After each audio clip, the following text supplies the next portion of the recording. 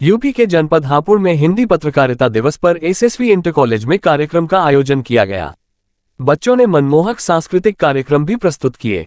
राष्ट्रीय अनुसूचित जाति आयोग की सदस्य डॉक्टर अंजू बाला ने कार्यक्रम में बतौर मुख्य अतिथि भाग लिया।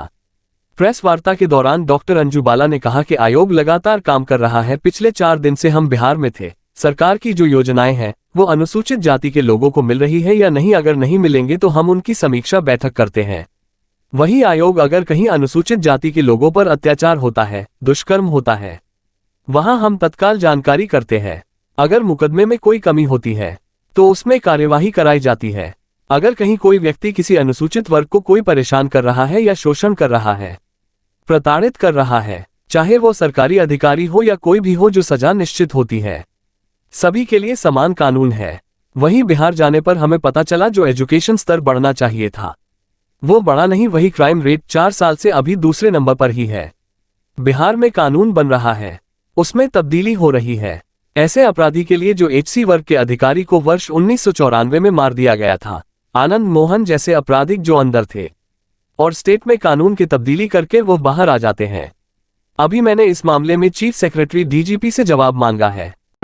देखिए, अभी आज तो कार्यक्रम है, बच्चों का कार्यक्रम था और हमारे जो मीडिया के भाई हैं, मैं धन्यवाद देना चाहती हूँ इनको सभी को, जो धीरज एंड टीम है और हमारे जीके बंसल जी भी हैं यहाँ पे। इन्होंने सबने मिलके एक इंश्योरेंस जो आज एक स्टार्टिंग करवाई, हमारे मीडिया के भाइयों को भी दिया है। और आज छोटी छोटी नन्ही मुन्नी कन्याओं के नाम से 101 कन्या को भी इंश्योरेंस करवाया है, क्योंकि ये पॉलिसी है। पॉलिसी के तहत बच्चियों का भविष्य सिक्योर करने के लिए तो ये स्टार्टिंग एक ही मैं आज उस कार्यक्रम में आई थी। जैसा आपने पूछा आयोग के बारे में, तो आयोग दिन प्रतिदिन कैसे काम कर रहा है। आजकल तो सोशल मीडिया का ज़माना है, आप ट्वीट के माध्यम से भी देख सकते हैं, मेरे पेज से भी देख सकते हैं। अभी पिछले 4 दिन से हम बिहार में थे, बिहार का स्टेट रिव्यू रखा था।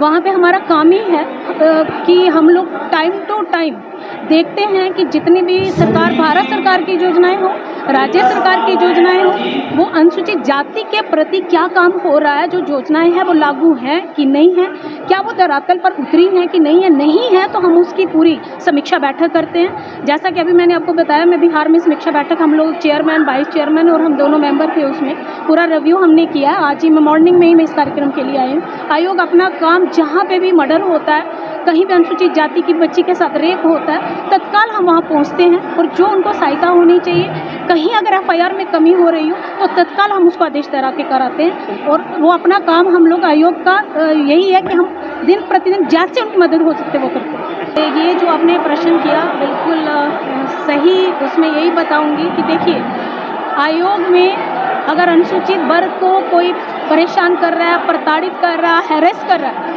उसके लिए चाहे वो कोई भी हो, चाहे वो सरकारी कर्मचारी हो, चाहे वो ऑफिसर हो, जो सज़ा निश्चित होगी। जो उनके लिए कानून है, बाकियों के लिए कानून है, वो सेम कानून, सेम प्रावधान है। अगर उसमें कहीं भी कमी महसूस होती है कि उनका भी कहीं पे हस्तक्षेप है और वो भी उसमें लिपित पाए जा रहे हैं, तो उनके लिए भी सेम प्रोसीजर होता है, सेम वैसे कार्रवाई होती है जैसे बाकियों के लिए। मैम, अभी आपने जैसे कहा कि लड़कियां या जैसे महिलाएं में बिहार गई थी तो बहुत कम नजर आई, तो किस चीज़ की कमी मानती हैं आप? क्या अवेयरनेस की कमी है, जागरूकता की कमी है, क्या कमी है? ये बिल्कुल मैं सही कहना चाहूँगी, वहाँ जाके चिंता भी लगी, क्योंकि एजुकेशन डिपार्टमेंट में जिस तरीके से हम स्तर देख रहे थे बढ़ना चाहिए था, हमें कष्ट हो रहा है आपको बताते हुए कि वो बिल्कुल भी स्तर बढ़ा नहीं है, कम हुआ है एजुकेशन डिपार्टमेंट में। और क्राइम रेट मतलब वो 4 साल से दूसरे नंबर पर बिहार है मर्डर केस में, और वो वैसे ही आज भी दूसरे नंबर पर ही स्थापित है, उसमें बिल्कुल भी कमी नहीं आई।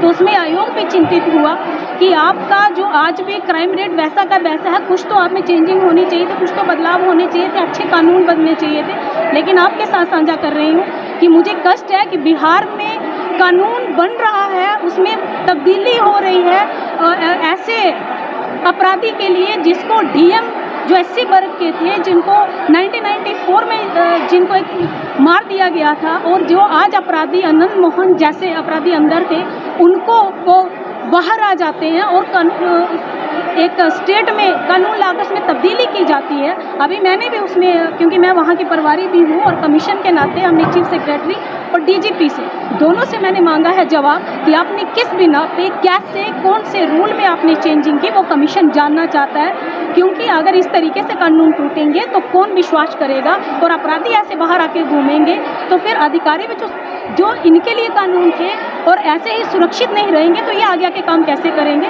तो ये भी हमने वहाँ जाके अपना काम मैंने शुरू कर दिया है।